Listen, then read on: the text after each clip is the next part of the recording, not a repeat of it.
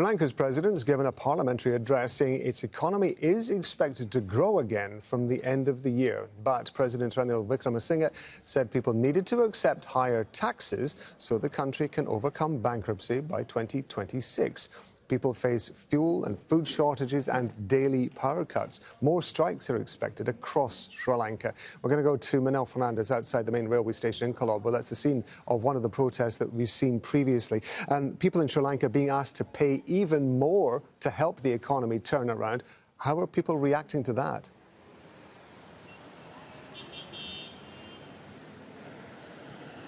Just losing it big time. I mean, essentially, we've been spending the entire day today at different protests and demonstrations.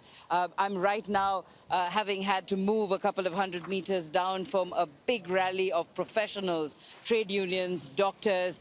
We have port workers, electricity engineers, all of these people that came together because there were just so many people trying to get bandwidth to do a live was impossible. Of course, some of the protesters had some conspiracy theories saying the government doesn't want their show of force to be seen. But people are angry. I mean, one of the resounding cries again and again and again is that we just cannot take it anymore. That on top of galloping inflation, the government claims that inflation has been controlled, having hit almost 80 or 90%, especially in terms of food inflation. You have the president and his team, the statistics department, talking about inflation coming down to 60%.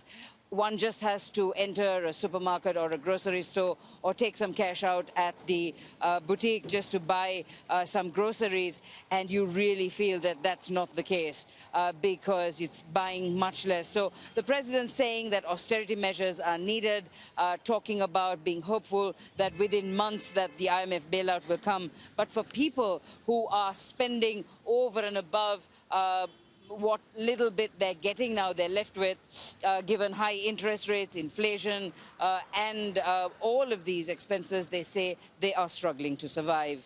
Minelle, thank you very much indeed. Minelle Fernandez in Colombo.